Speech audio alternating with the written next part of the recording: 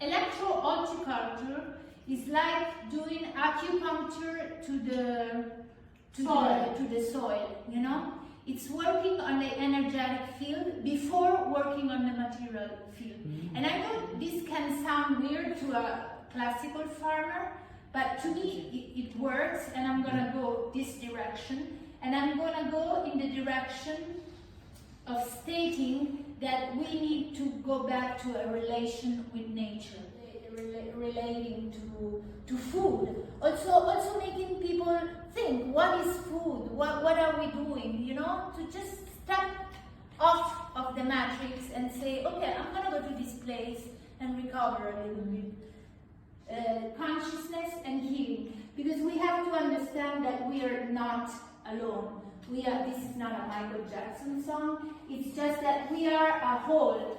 For instance, one thing that really impressed me, they say that next reincarnation of Buddha will not be an individual, but will be a lot of money for it, no? In the retreats, in the resorts, because we need to stay in contact with nature. So that's why now land that it's not mine, but I have the responsibility of this land for the short period of my life, and because when you come there, you really feel different, you know, there's something that happens.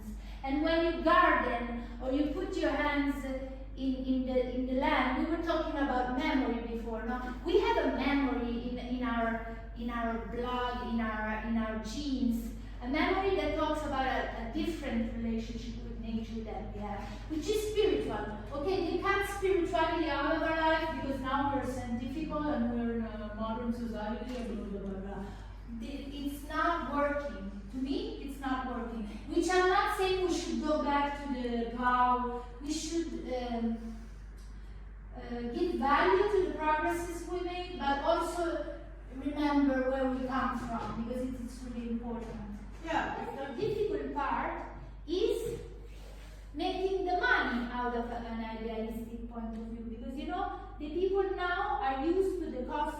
It's not, I feel that for me, for my activity, selling the products which I make is not enough to maintain my system. No? I should find another way, because the food in our global perception has a cost, is the lowest thing we spend a lot of money for other things, but food, we were, it's spoiled that food needs to cost less. Instead, if you hear to scientists like Vandana Shiva, they're saying exactly the contrary. The food should cost, because this costing less has a hidden cost, which future generations will pay, and which is also paid in something social that doesn't. Can you say that? And I went with the car the other day, and it's like this. Agricultural, modern landscape is like this. So when we're talking about leaving the soil bare, this is how we think the landscape now. And this is how I think the landscape should be, where we get our food from.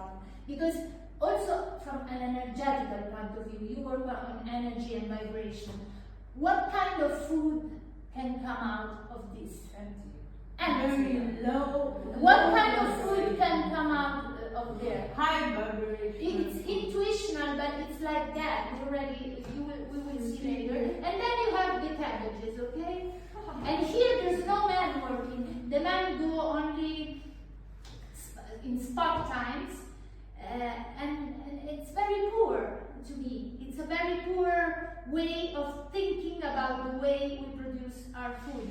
And it's not really so efficient, because they say, but this is the more efficient way, because I only pay one man, he has a machine. But it's really not efficient, because there is a cost in terms of CO2, in terms of beauty. Another thing I wanted to tell you. It's also aesthetical, the point of view we need to recover. It's not all about being good or bad, but beauty puts it all together. Now we're all stunned in front of a beautiful thing. And we should recover this. We should start to believe in beauty again. Please, Carolina. Ho già mangiato una tonnellata. E questo è il mio olio. This year we didn't have olive oil. This is your oil? See, Wow. not only me, but in all Europe, the production of olive oil dropped.